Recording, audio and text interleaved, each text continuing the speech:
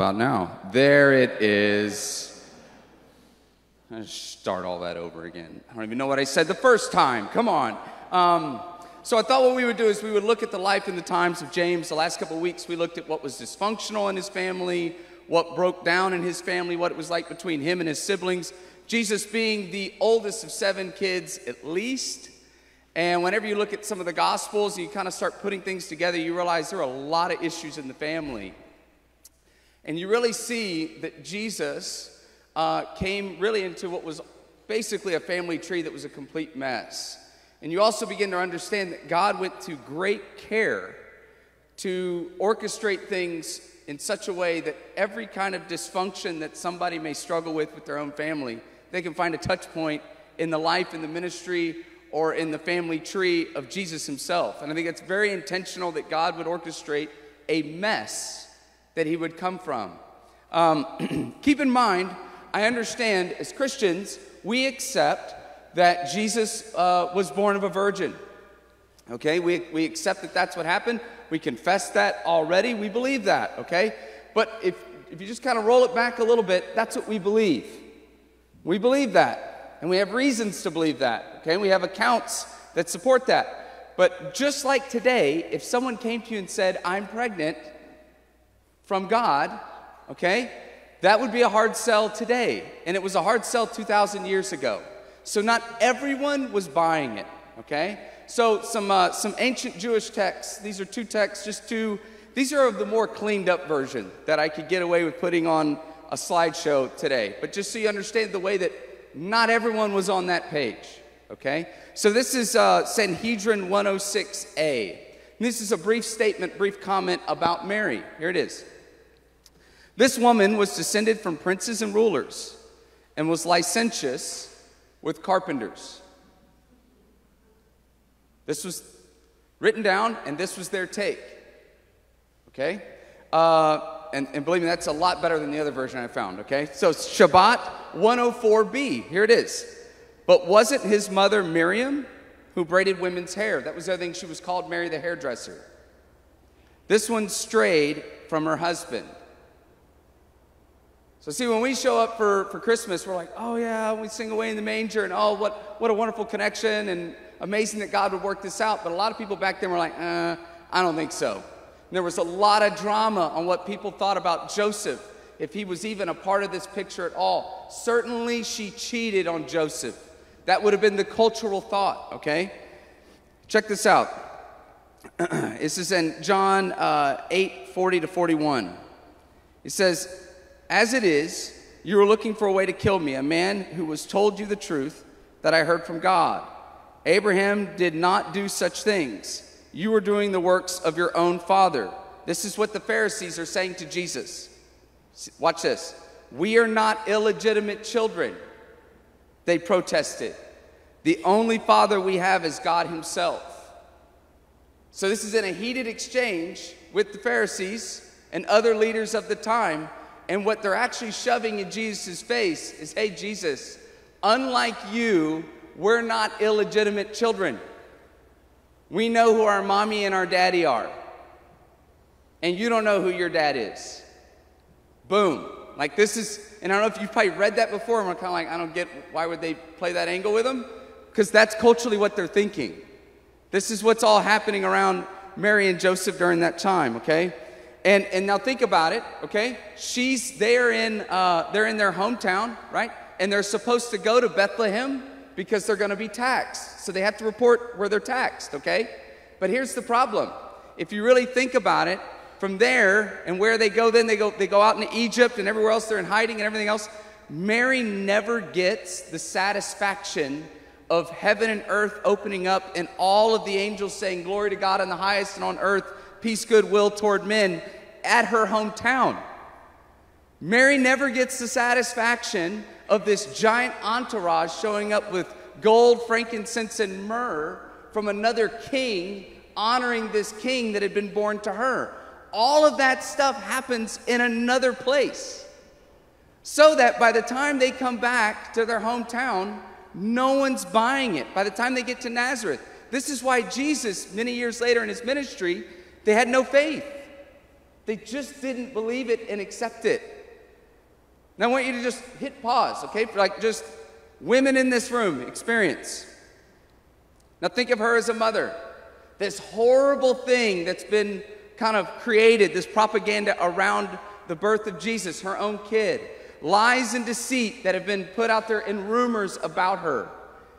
People that she would walk past would kind of probably give her the side eye, right? Pull their kids close. It's that woman 2,000 years ago. We revere her, sure. But that's not how everyone's thinking back then. So I just want to hit pause. Think about in your own life, have you experienced moments and times where you're completely misunderstood? Something wrong happened to you, or circumstances worked themselves out around you in which the truth was never known, never validated. Maybe you were ripped off or wronged, and you're on the side of right, what was right. And to never get that moment of aha. You know how sweet it would have been for Mary? When everyone was saying that, oh, certainly, she cheated. You know how validating it would have been for literally the whole town where she's from? To see the angels in the sky, to see all of heaven going crazy, to have this whole caravan come into town. And then she could have been like, what? See, I told you, you didn't believe me. But what does God do? It's orchestrated in a way that, yeah, all that happens. But it doesn't happen where she's from. So when she goes back to where she's from, if they thought she was crazy before, no, guys, believe me, heaven opened up and angels spoke. This is her existence, okay? I want you to think about that now as like a mother, like you're starting out your life as a mom, and this is already surrounding you. No one's buying it, no one's believing it. They go to take Jesus into the temple. Jesus is just born.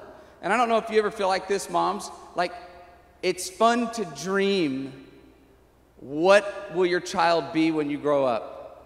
What's Jude gonna be when Jude is a grown dude? Like, what's his career gonna be? What's his dreams? What's his aspirations? What path, right? Like, what's that gonna look like? And certainly you've had that for your kids. Maybe they're gonna grow up and do this. Maybe they're gonna go up and do that. And then we all go through the phase. We're all gonna be a president. We're all gonna be an astronaut, right? But at some point, you're like, I wonder what they're gonna do, right?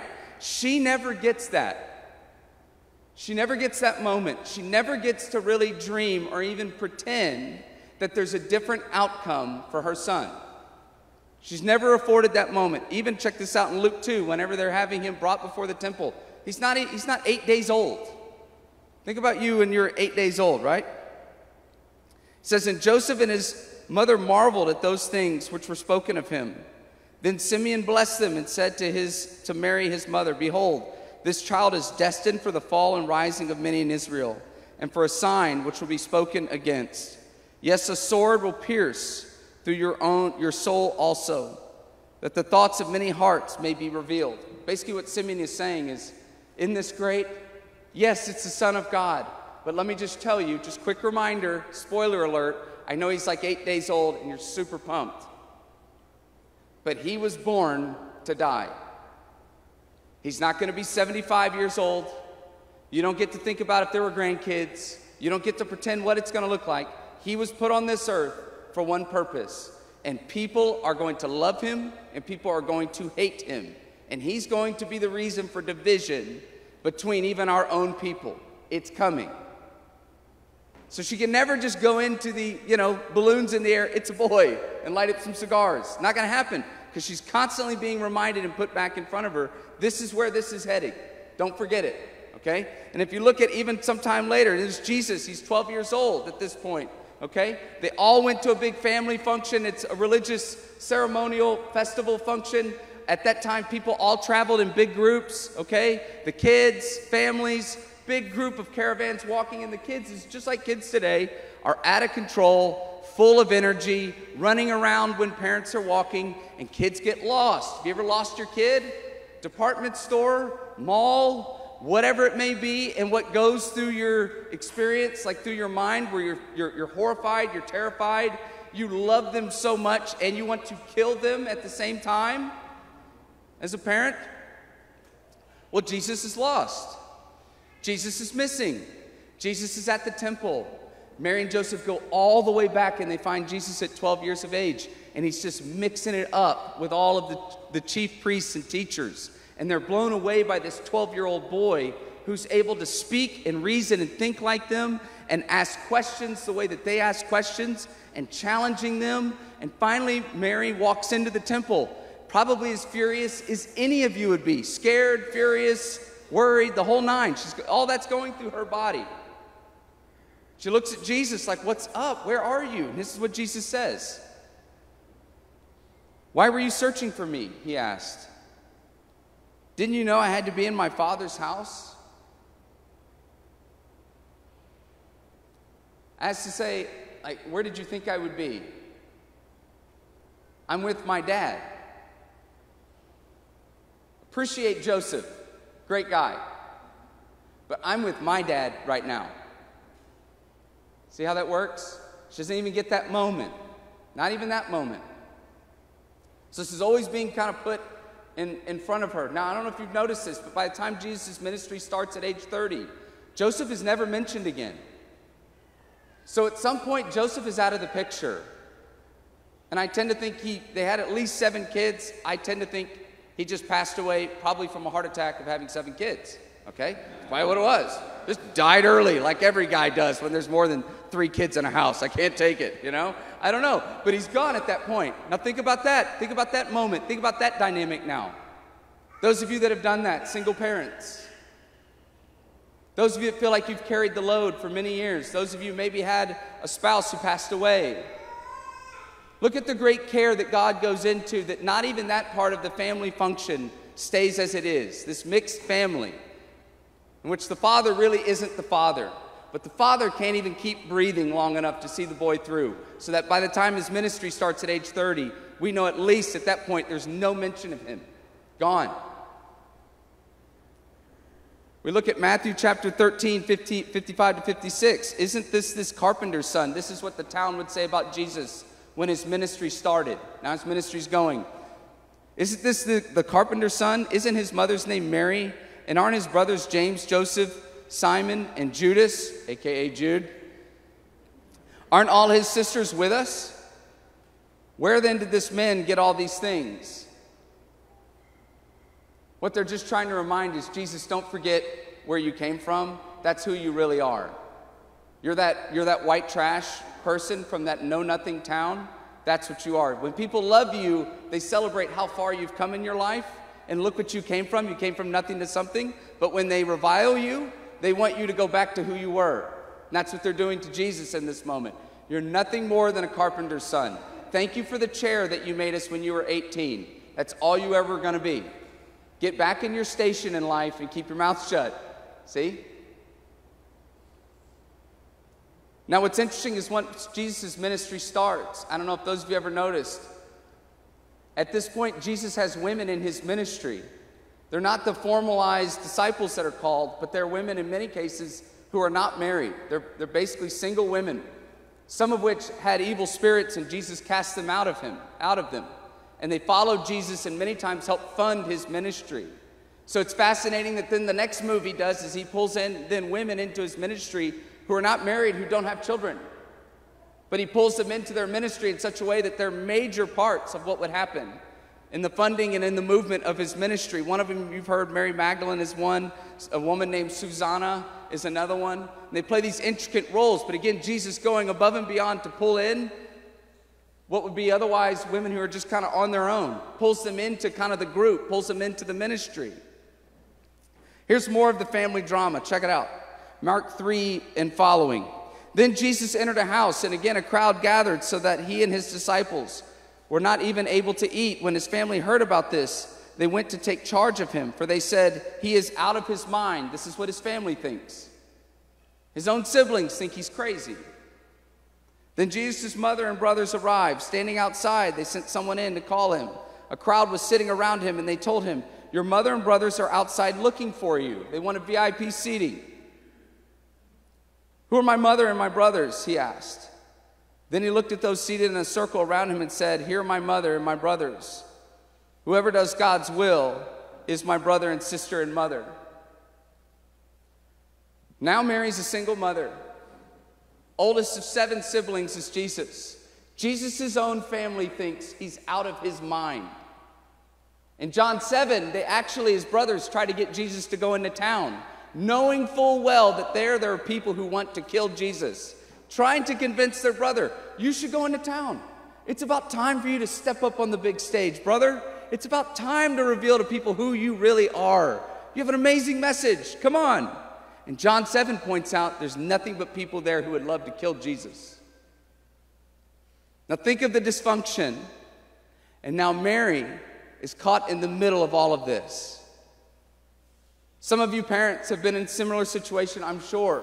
Sibling rivalries, sibling issues, trying to resolve different personalities. Maybe some things happened to this one kid that were different than this other kid. I'm always intrigued as a pastor when I sit down with people who've had more than 4 kids. God bless you, by the way. And it's interesting how different every kid's childhood was. They all lived under the same roof. Same 2 people were their parents. And they will remember their childhood radically different. Man, Dad came down on me hard. Man, Dad let you do whatever you wanted. Well, Dad was exhausted by kid 6. That's all it was. Call it wisdom. It's just exhaustion. That's all it is, see? You could talk to families that are that way, and their experiences are radically different. And that's what's happening now in the ministry of Jesus. The other 6 have no time and patience for what they believe is a brother now that's just lost his actual mind. And in fact, what his message is becoming dangerous to their own family and family well-being. The kind of things that Jesus is saying are the kind of things that get you crucified. And his siblings would rather have some distance between their brother and themselves. And look who's caught in the middle. Mary. Who's caught in the middle of trying to love her kids who haven't quite figured it out. This is what I would tell you as parents and grandparents. If you are in a situation where you feel like your own kids, you question what kind of love do they have for Jesus. You question if they have the commitment or if they have the passion and the love, a true faith for Jesus. Can I just tell you how cool it is that in God's own story, your children, even your wayward children, fit right into the pages of Scripture? You see how incredible that is, that God would orchestrate this in such a way that even a family in which they're not sure where their kid's faith life lives can be found right in the pages of Jesus' own family. And what his own siblings would find out on the other side of the resurrection, what they would discover is that Jesus is the real deal, and that would change all of their lives forever. James, being the oldest half-brother of Jesus, would end up writing the book of James. He would go from saying, I would rather see my brother dead going into town, I think my brother's out of his mind, to after Jesus confronts him personally after the resurrection, he writes the book of James and leads the whole movement of the new church. So what I want to remind you, number one, look at God's great care. If you wonder about a child of yours, and when I say child, they could be in their 30s, 40s, 50s, they're always going to be your kid. I don't think it's an accident that God orchestrated it in this way. And can I just say, for what it's worth, what changed their hearts was Jesus, a person. I love seeing you all here. Church attendance does not change a human heart. It doesn't. Fixing yourself and getting everything right in every aspect of your life doesn't change a human heart. What changes a human heart is a person, and his name is Jesus. So I would encourage you that when you have family or friends or whatever it's happening in your own family that may be every bit as much of a mess as Mary, okay? Having the conversation about church attendance or going to church or why don't you go to church, my own opinion as a pastor standing up here, I think you're wasting your time. The conversation is a person named Jesus.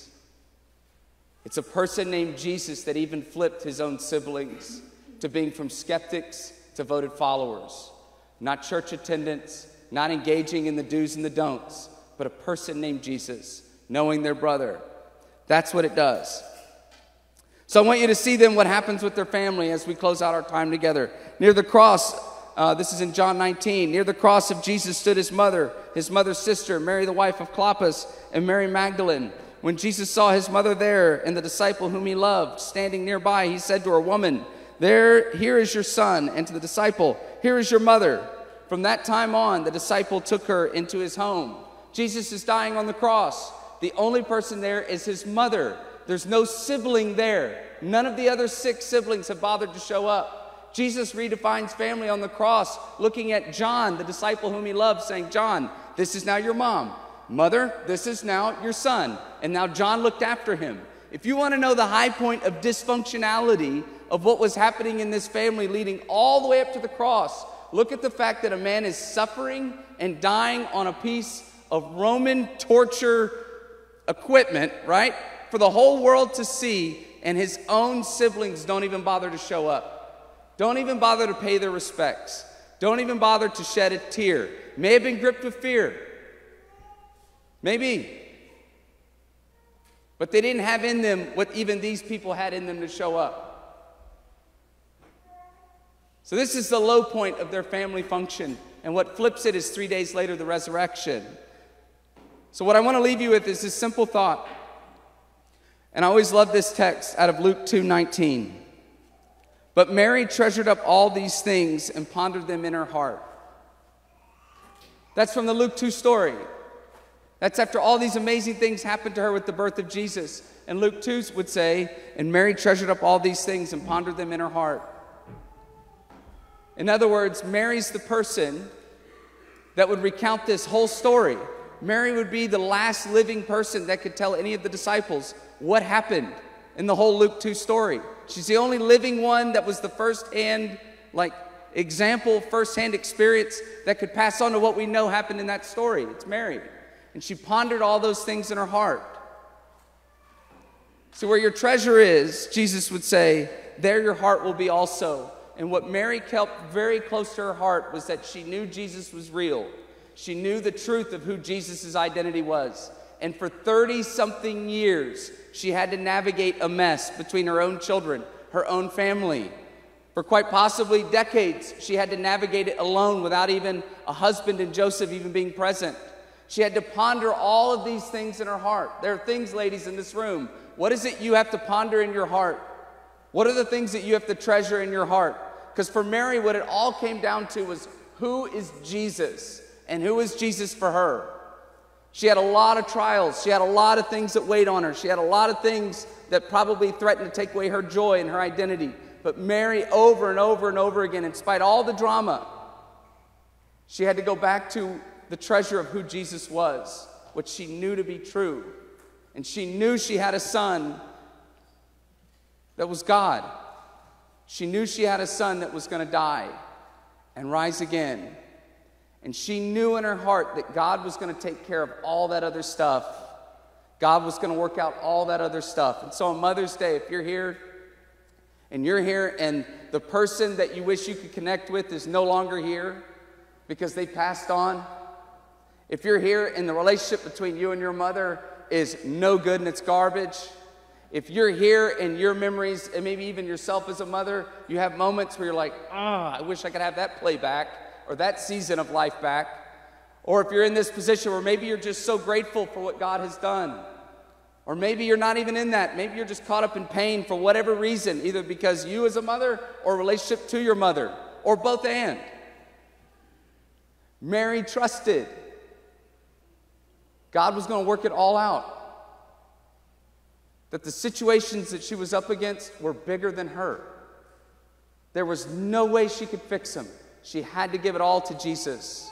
She had to treasure that thing of who he was in her heart and ultimately trust he was going to work it all out. He was going to die for what was broken. He was going to die for the mistakes. He was going to die for the things that were said that shouldn't have been said. He was going to die for all of the lies that either someone spoke or were spoken to you. He was going to die for every mistake that's ever happened and everything that we wish we could have back.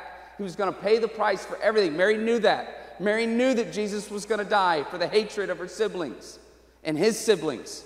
She knew that that was the treasure, the true treasure. So on Mother's Day today, whether it's you thinking of yourself as a mom or you're remembering your mom and whatever that relationship was, if it's good, you thank and praise Jesus that it was good. If it's broken, understand Jesus paid for it. If there's a longing between you and that person because you're not together anymore on this side of heaven, trust that Jesus is going to arrange that meeting one day. But he's the one that's going to work that out. Because he's the treasure. He's the point. Amen? Happy Mother's Day. Let's pray.